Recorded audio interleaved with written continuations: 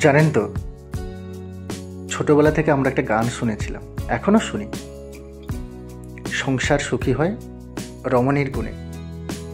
কিন্তু এখানে যে জিনিসটা দেখলাম সেটা সম্পূর্ণ একটা বিপরীত ঘটনা। আর তার সব কিছুর মূলে ছিল অভাব। অভাব যে মানুষকে কতটা ছোট করতে পারে, কিংবা অভাবের জন্য মানুষ কি না করতে পারে, তা নিজের চোখে না দেখলে হয়তো অতখানি অভিজ্ঞতা হয়তো করতে পারতাম না। হ্যাঁ, হয়তো হতো একটা সংসার গড়ার পর, কিন্তু তার আর দরকার নেই। কারণ সেই অভিজ্ঞতা যেখানে দারিদ্রতা আকাশ ছোঁয়া না থাকলেও ম্যানেজ করে নেওয়ার ক্ষমতা একজনের থাকলেও আর একজনের বিন্দুমাত্র আগ্রহ ছিল না। পাশ থেকে দেখেছি অনেক কিছু, কিন্তু সবটুকু বলার মতো সময় আমার নেই। কিন্তু যতটুকু দেখেছি তাও গল্প করার মতো অনেক। শুরু করা যাক সেই দিনের শুরু থেকে, যেখান থেকে শুরু হলো একটা সম্পর্ক আস্তে আস্তে নষ্ট হতে।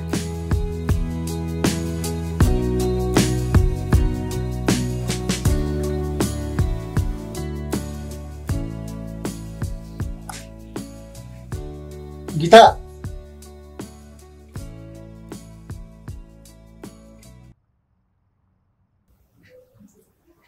গীতা,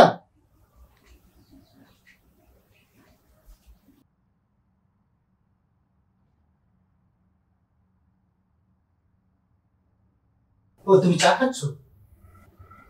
চা খাচ্ছ, খাও, কিন্তু আমার খাওয়াটা প্যাক করে দিয়ে খেতে পারতে। কি হয়েছে বলো? সকাল থেকে উঠে রান্না বান্না থেকে সমস্ত কাজ বাড়ির আমার সামলাতে হয়, তুমি এইটুকুনি খাবার গুছিয়ে নিতে পারছো না? যাও তুমি সামান্য টাকার কাজে, ভাব দেখাচ্ছে যেন লাখ টাকা চাকরি করে। আমি তো এটা চেষ্টা করছি ভালো চাকরির জন্য, কিন্তু কিন্তু কি পাচ্ছ না, তাই তো? ওই ডিগ্রি করে কি লাভ? তোমার লজ্জা করে না? আমার লজ্জা করে। আমি আমার বন্ধুদের কাছে বলে রেখেছি তুমি বড় অফিসার, বড় কোম্পানিতে চাকরি করো। এই দিনের পর দিন এই মিথ্যা অভিনয় আমার ভালো লাগছে না। কে বলতে বলেছে তোমার এই ভুল ভুল মিথ্যে কথাগুলো? কে বলতে বলেছে? আমি তোমায় বলেছি? তারপরে যদি একটা সরকারি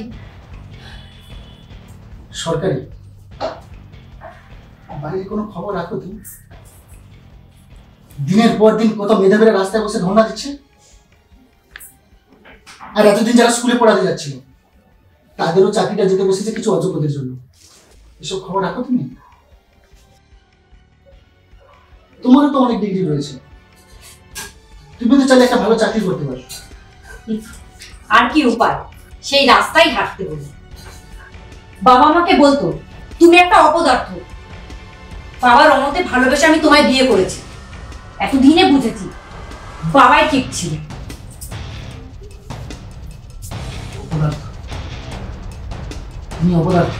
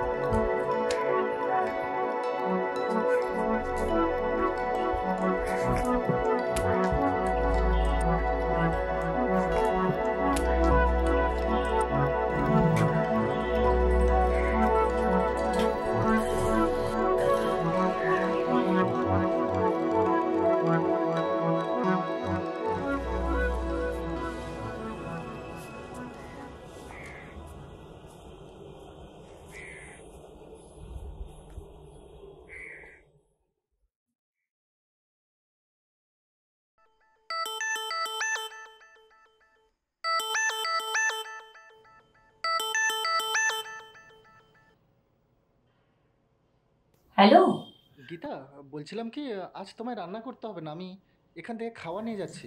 ঠিক আছে।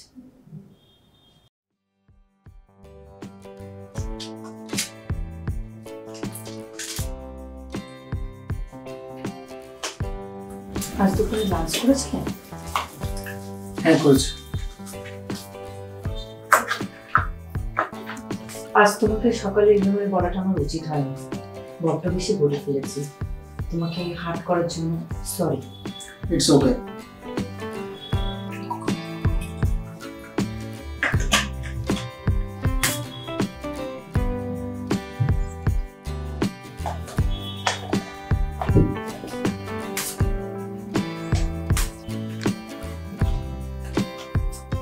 কি ব্যাপার, তুমি খাবে না? তুমি খাও, আমি পরে খেয়ে নিচ্ছি। আচ্ছা, তোমার অভিজিৎদার কথা মনে আছে? অভিজিৎ দা? কে বলো তো? আরে আমাদের কলেজের সিনিয়র যে আমার পিছনে ও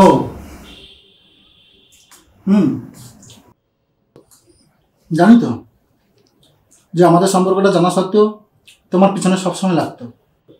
হ্যাঁ। কেন, কি ব্যাপার? আজ সকালে দেখা হয়েছিল রাস্তায়, চোখে চোখ পড়ে গেল, কথা না বলে পারছিলাম না। বেশি কথা আমার সাথে বলতে পারেনি, মনে হচ্ছে তারা ছিল কোনো।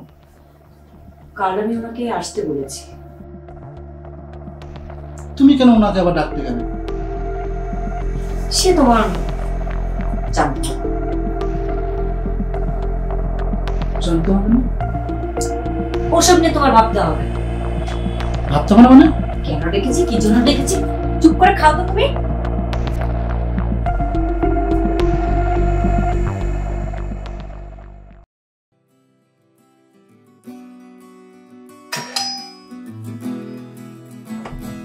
অভিজিৎ না?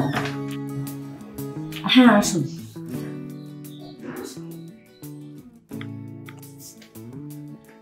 বলুন, চা না কোল্ড ড্রিঙ্কস? চা। ঠিক আছে, আপনি বসুন, আমি আসছি।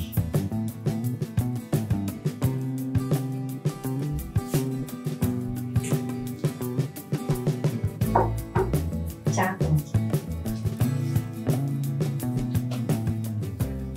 অভিজিৎদা, আপনার মধ্যে যেন একটা আভিজাত্য ছোঁয়া পাচ্ছি। আপনি আগেরই মতন আছেন, একটু বদলাননি। আপনি ঠিক বলেছেন, লোকেও তাই বলে। আসলে এখন আমার চিন্তা করার সময় নেই, আর চিন্তা ভাবনা করে আমি সময় নষ্ট করি। আর তুমি দীপককে বিয়ে করার পর থেকে আমি বাবার ব্যবসাটা মন দিয়ে দেখাশোনা করছি। এখন আর আমার কোনো কিছুর অভাব নেই, বেশ দিন কেটে যাচ্ছে। অভিজিৎদা, আমাকে একটা হেল্প করবে? আমার কিছু টাকা লাগবে। সত্যি আমার খুব লজ্জা লাগছে তোমার কাছে চাইতে। আজ টাকার অভাবে সত্যি আমাদের জীবন খুব মজা। এটা কোনো কথা হলো? তোমার কবে লাগবে বলো? কবে মানে এখন অল্প কিছু হলেই হবে। তা কত লাগবে? ওই ধরো 30,000 টাকা। ব্যাস 30,000? কিন্তু দীপক জানে তো? দীপক? হ্যাঁ, ওরই তো লাগবে টাকা, তো সব জানে। আচ্ছা, ওকে। কবে শোধ করবে? ও মানে ওই একটু। দেখো গীতা, টাকাটা আমি তোমাকে দিতে পারি একটা শর্তে, তোমাকে ফেরত দিতে লাগবে না। আর এই সোজা কথাটা বেঁকিয়ে বলার মানুষ আমি নই, তুমি ভালো করে জানো। জানো গীতা, আজও আমি বিছানায় তোমাকে খুঁজে পাই। তুমি আমাকে একটু আদর করো না গীতা? অভিজিৎদা, এটা কি করছেন আপনি? প্লিজ বিশ্বাস করো, আজ আমি তুমি না করো না। আমি সারাক্ষণ জুড়ে তুমি আছো, আমি সারাক্ষণ শুধু তোমার কথা ভাবি। কি গো, তুমি লজ্জা দিচ্ছ? আমাকে আজকে না করো না, বিশ্বাস করো। আমি তোমাকে ভুলতে পারিনি, আজও আমি প্রতিক্ষণ সারাক্ষণ তোমার কথা ভাবি। তুমি আমার স্বপ্নে, সবসময় তুমি আসো। অভিজিৎ বাবু, দীপক আসার টাইম হয়ে গেছে, আপনাকে আমি অন্য সময় কল করে দেবো। আচ্ছা ঠিক আছে, কিন্তু অভিজিৎ বাবু আপনি এসব বলে আমাকে দেখুন প্লিজ।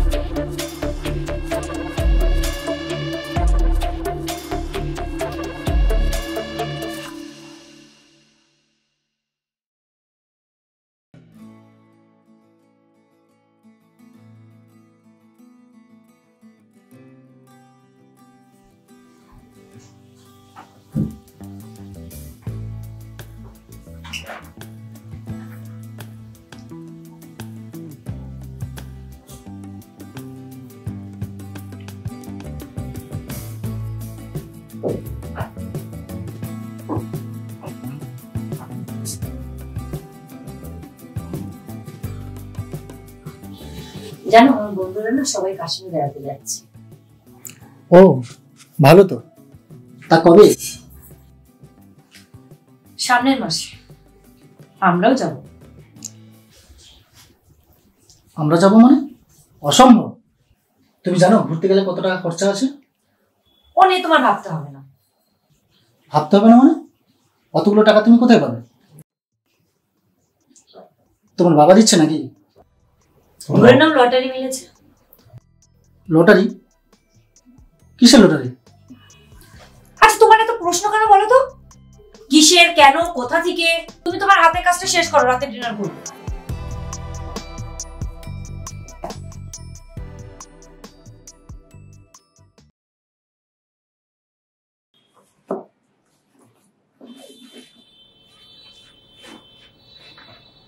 গীতা, আসলাম।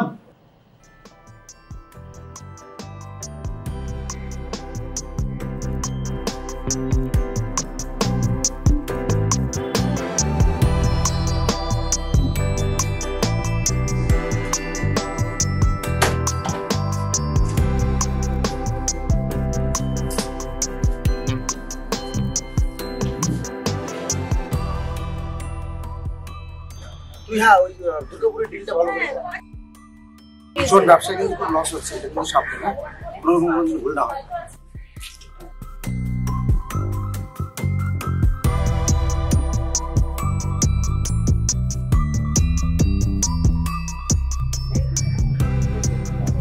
আচ্ছা শোনো, আমার একটা ইম্পর্টেন্ট কল এসছে, আমি তোকে পরে কল ব্যাক করছি। হ্যাঁ গীতা বলো। অভিজিৎ বাবু, আপনি আসতে পারেন। ওকে।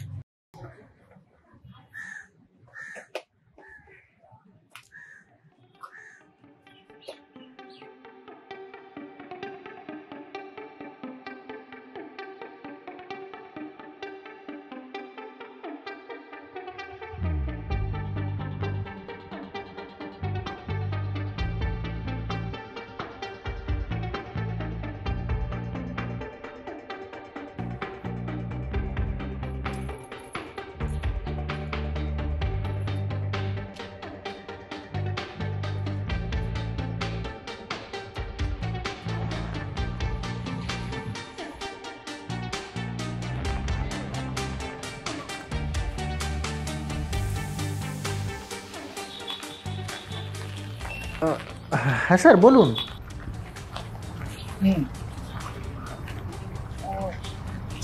ফাইলটা বাড়িতে ছেড়ে চলে এসেছি। কালকে নিয়ে গেলে হবে? নিয়ে যেতে হবে? আচ্ছা ঠিক আছে, ঠিক আছে, আমি নিয়ে আসছি।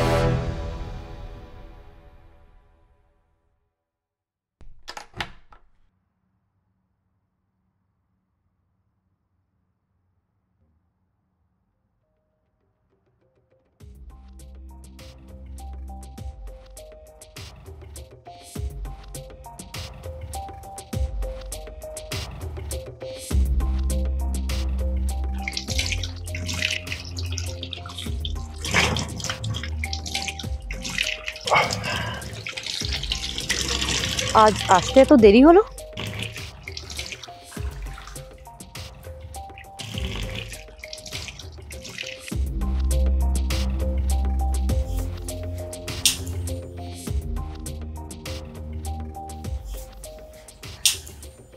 শরীরটা আমার ভালো নেই, খাবারটা বাড়া আছে, আজ তুমি একাই খেয়ে নিও।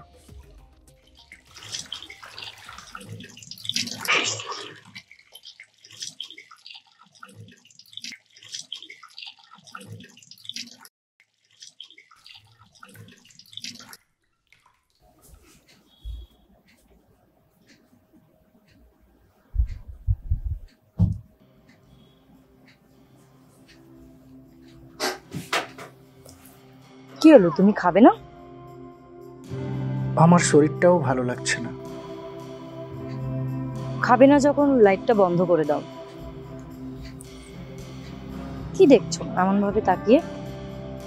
কি জানি, আজ তোমায় খুব দেখতে ইচ্ছা করছে। দেখি হাতটা তোমার। গীতা, তোমার হাতটা খুব শক্ত হয়ে গেছে, তাই না? গীতা, তোমার মনে আছে কলেজ ছুটির পর আমরা ময়দানের মাঠে একসঙ্গে হেঁটে বেড়াতাম? মনে আছে কলেজ ছুটির পর বন্ধুদের না জানিয়ে একসঙ্গে সিনেমা দেখা? মনে আছে আমরা একসঙ্গে ঘোড়ার গাড়িও চড়েছিলাম? মনে আছে সন্ধেবেলায় বসে তারা গুনতাম, তুমি শুধু বলতে এইটা আমি, ওইটা তুমি, আর বাকিগুলো সব আমার বাচ্চা।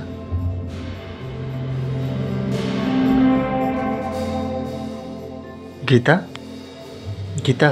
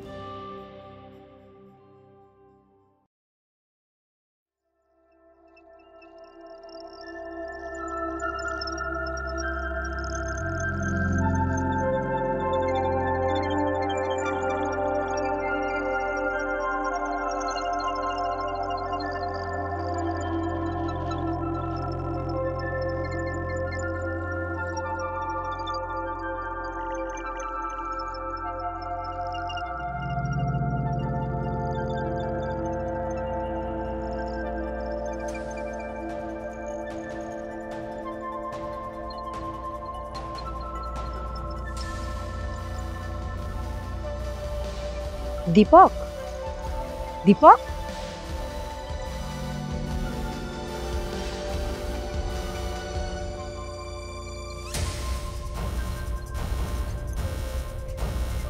কোথায় গেল মানুষটা?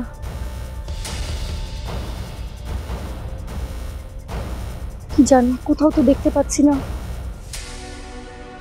এইখানে তো দীপকের জামা কাপড় থাকে, এখানে তো ব্যাগ থাকে। গেল কোথায়? কিছু তো নেই এখানে। ফোন কোথায়? ফোন।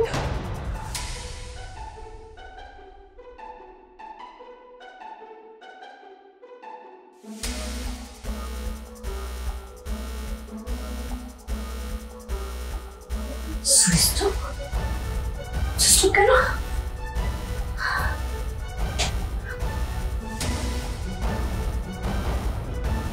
সুস্থ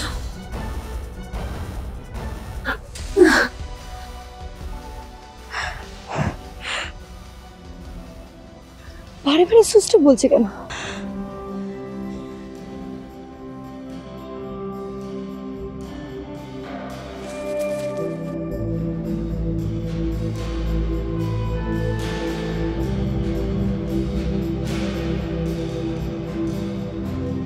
গীতা,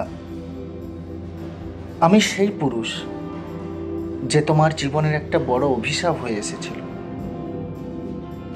হ্যাঁ, তোমার বাবা ঠিকই বলতেন আমি একটা অপদার্থ।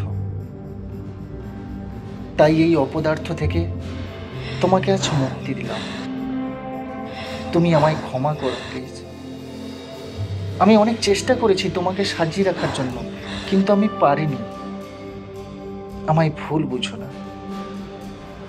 অভিজিৎ আমার থেকে অনেক গুণে ভালো। নামে, গুণে, অর্থে তার কিছু অভাব নেই। খুব বড় মনের মানুষ। নৌকার পাল হয়তো আমি তুলে নিয়েছি, কিন্তু তুমি কুল খুঁজে পেয়েছো। আমার বিশ্বাস তুমি সেই কুল খুঁজে পেয়েছো যেখানে তুমি একেবারে নিরাপদ। আমি তোমার থেকে অনেক দূরে চলে যাচ্ছি গীতা। আমার মনের আকাশে অনেক মেঘ জমেছে বৃষ্টি নামলো বলে।